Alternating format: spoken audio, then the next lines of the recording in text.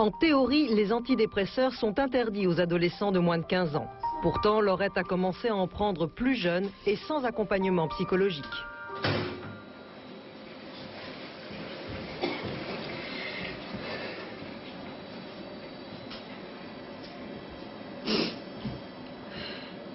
Laurette vient de sortir précipitamment de sa salle de classe. Elle est en pleine crise d'angoisse. Elle ne sait pas où aller. Elle vient se réfugier ici, à l'infirmerie. C'est sa deuxième crise d'angoisse en 3 jours. Elle est tétanisée, elle ne fait que pleurer. Sandra, l'infirmière, n'a pas grand-chose pour aider Laurette. Elle est seule, face à sa détresse. Toi, tu nous disais en fait qu'au niveau de tes médicaments, c'était un petit peu en phase de transition. Je sais pas, il y avait des antidépresseurs que tu devais plus prendre. Tu arrives à diminuer ou pas? J'aurais encore dû diminuer, j'ai pas pu. Depuis une semaine, Laurette essaie, toute seule, de diminuer les doses de ses médicaments. Mais cela ne se passe pas bien. Elle fait de plus en plus de crises. Elle est prise au piège, elle veut diminuer, elle se sent de plus en plus fragile. Je voudrais rentrer chez moi. Et tu crois que tu vas être bien chez toi?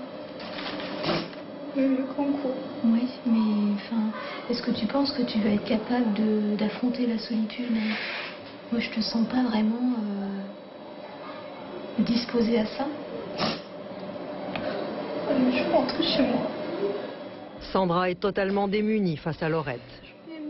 Elle est convaincue qu'elle est mal suivie par les médecins et qu'elle prend trop de médicaments.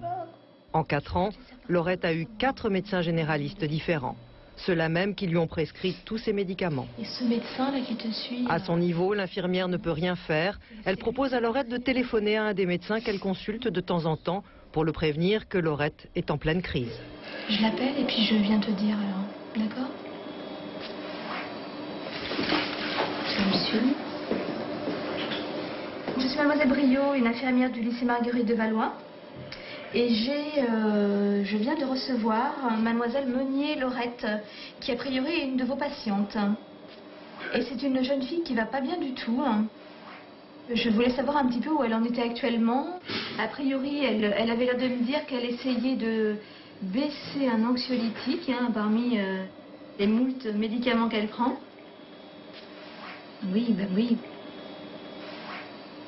Moi, je trouve que c'est déjà beaucoup. Moi, ce qui me gêne énormément, c'est quand je vois le nombre de médicaments. En plus, quand je l'entends parler, bon, très bien, il aime beaucoup Laurette.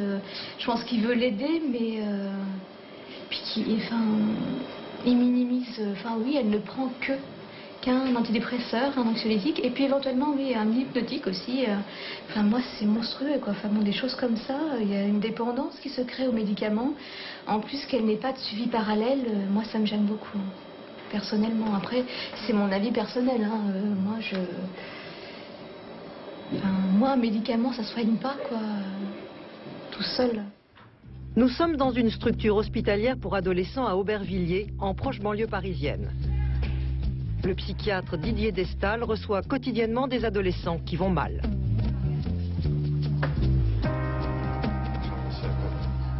Pour lui, il n'est pas normal de se contenter de donner des médicaments sans autre forme de soutien.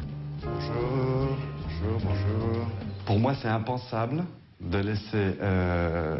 mais bon, on parle des adolescents, mais c'est la même chose pour quiconque, de larguer dans la nature quelqu'un avec un traitement antidépresseur hors d'une relation thérapeutique bien construite, où il y a une alliance thérapeutique entre le patient et le psychiatre ou le psychothérapeute.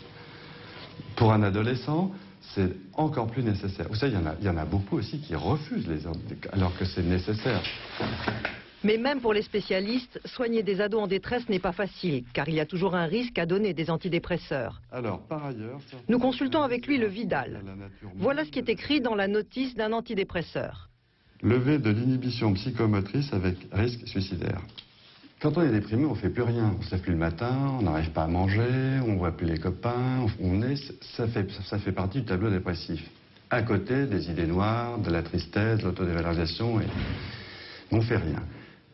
L'antidépresseur va entraîner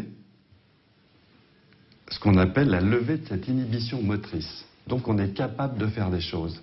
Alors si on est capable de faire des choses et qu'on a encore l'idée qu'on doit se supprimer, on peut se supprimer. Donc ce n'est pas un effet secondaire. Ça fait partie de l'histoire, enfin de la dynamique de on va dire la guérison ou l'amélioration d'un accès dépressif. Des passages à l'acte, des tentatives de suicide et même des suicides. Un risque connu depuis toujours pour ces médicaments et qui rend leur utilisation encore plus délicate pour les adolescents. Aux États-Unis, pourtant, en une seule année, près de 20 millions d'ordonnances de psychotropes ont été rédigées pour des jeunes de moins de 18 ans. Cette surconsommation inquiétante a poussé les autorités à s'interroger. Nous sommes en septembre 2004. La Food and Drug Administration, l'équivalent de l'agence du médicament, a réuni des médecins, des psychiatres et des familles concernées par la prise d'antidépresseurs. Pendant 2 jours, des familles sont venues témoigner des drames qu'elles ont vécus à cause des antidépresseurs, de leur banalisation ou de leur mauvais usage. Ces images ont été tournées par les caméras de l'agence du médicament américaine.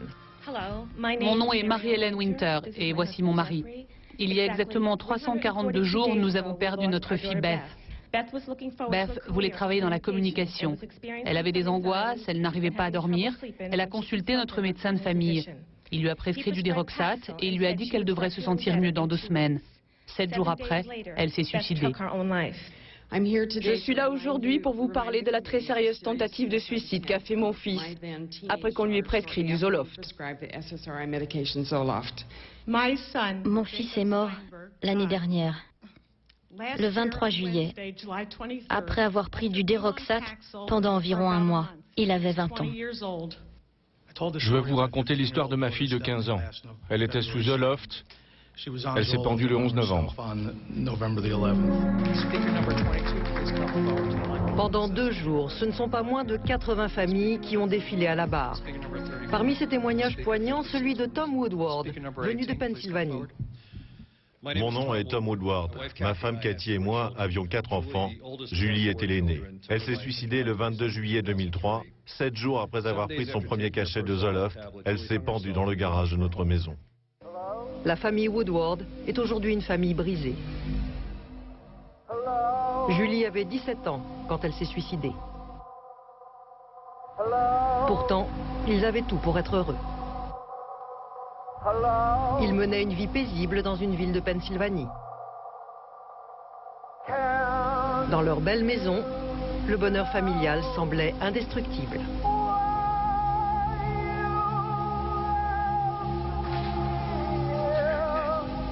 Tom et Cathy avaient 4 enfants, 2 filles et 2 garçons. Julie était la plus âgée. Julie était en pleine crise d'adolescence. Tous les ados passent par là. Nous avons pensé que de l'inscrire à un groupe de parole d'adolescents était bon pour elle. Alors, Julie allait tous les matins cet été-là dans un centre spécialisé pour simplement parler de ses problèmes avec d'autres adolescents, encadré par une équipe de psychothérapeutes. Mais très vite, ils ont proposé à la famille un traitement pour Julie. Ils ont commencé à nous parler d'antidépresseurs. Et Cathy et moi, nous ne connaissions rien aux antidépresseurs. Et Cathy a toujours fait très attention de ne pas donner de médicaments aux enfants, même des antibiotiques. Et quand il le fallait, elle choisissait toujours les moins forts. Elle ne s'empressait jamais d'aller chez le médecin. Donc, la première réaction de Cathy était de ne pas donner de médicaments à Julie. La thérapeute au centre d'adolescents lui a dit que ces antidépresseurs étaient très sûrs, très légers et très efficaces. Comme je voyais les pubs à la télévision, que ces médicaments étaient bons pour tout, alors je les ai crus. Je ne voulais pas de ces médicaments, mais ça semblait essentiel pour la prise en charge dans ce centre. Et apparemment, il n'y avait pas de risque à les prendre pendant 4 ou 6 semaines. Pour Cathy, ces médicaments ne peuvent pas être dangereux puisque leur promotion à la télévision est autorisée.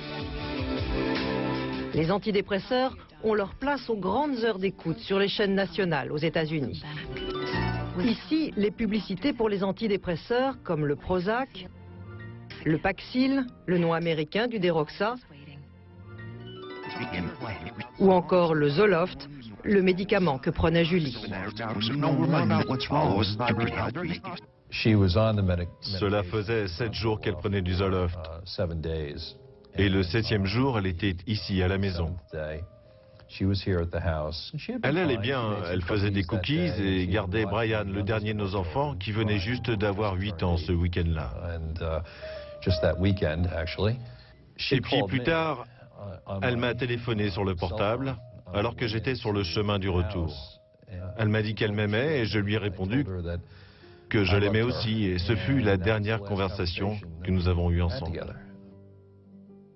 Cathy est montée un peu plus tard, vers 11h du soir, pour lui dire bonsoir. Et elle n'était pas dans sa chambre. Il n'y avait pas de mots. Son portable ne répondait pas. Et comme nous devions partir tous en vacances, nous devions préparer nos affaires. Alors je suis allé au garage pour chercher les sacs et c'est là que j'ai trouvé Julie.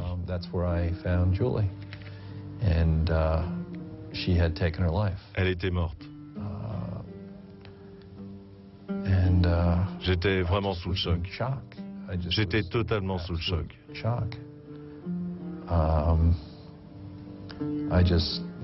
J'ai essayé de l'appeler, de lui parler,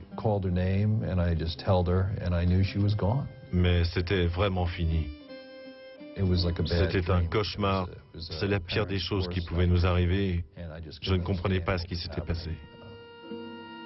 Julie est passée à l'acte 7 jours après avoir pris un antidépresseur, sans avoir eu aucun autre traitement pour compenser les effets de ce médicament. Pour Tom et Cathy, il n'y a plus de doute, c'est bien le médicament le responsable de la mort de leur fille. Je ne savais rien à propos de la FDA, l'agence du médicament, rien sur les antidépresseurs, mais ce que j'ai découvert était très effrayant. Ces laboratoires pharmaceutiques savaient que ces médicaments pouvaient être dangereux. Et ils ont caché l'information au public et aux médecins. C'est un peu David contre Goliath. C'est ça l'histoire. Ils sont très pervers. D'un côté, ils ont de la compassion pour les familles, mais d'un autre côté, ils ne reconnaissent jamais leur tort. Et ça, c'est notre combat maintenant. Et aujourd'hui, ils ne sont pas les seuls à mener ce combat. Les Anglais ont été les premiers, il y a 2 ans, à dénoncer les risques de ces pilules du bonheur, et très vite, les Américains ont suivi. Petit à petit, des voix se lèvent aux États-Unis contre la puissance des firmes pharmaceutiques. Parmi ces voix, celle du procureur de New York, Elliot Spitzer. En juin dernier, il a intenté un procès contre un des plus gros laboratoires pour avoir dissimulé les résultats négatifs d'une étude sur un antidépresseur. Procès qu'il a gagné. Le laboratoire a été condamné à verser 2,5 millions de dollars à l'État de New York. Quelques semaines après les auditions de la FDA sur les antidépresseurs, nous avons rencontré à San Francisco un des experts qui a assisté au témoignage des parents. Aujourd'hui, Tom Newman fait partie de ceux qui pensent que les antidépresseurs sont dangereux pour les adolescents.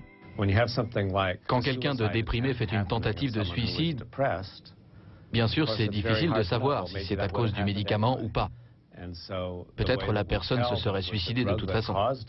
Le seul moyen de savoir si on est sûr que c'est le médicament qui a provoqué le suicide, c'est de faire ce qu'on appelle des études randomisées en double aveugle. Les études ont été faites et leur résultat c'est que il y a beaucoup plus de suicides sous médicaments que sous placebo. Donc la preuve que cela cause des suicides est très forte. Et la preuve que cela soulage est plus faible. Car en fait, il y a eu de nombreuses études, mais peu ont été publiées. Les seules qui sont publiées sont celles qui sont favorables à l'efficacité des antidépresseurs. Notre comité d'experts a démontré qu'il y avait beaucoup d'études non publiées dans lesquelles les antidépresseurs apparaissaient comme très peu efficaces. Le comité d'experts a donc décidé de prévenir les consommateurs des dangers de ces antidépresseurs. Aux États-Unis, dans quelques mois, il y aura un message d'alerte sur toutes les boîtes d'antidépresseurs. Nous avons appelé ça la black box, parce qu'il y aura écrit sur chaque notice des médicaments un message d'alerte dans un cadre noir, et ça sera aussi annoncé lors des messages publicitaires.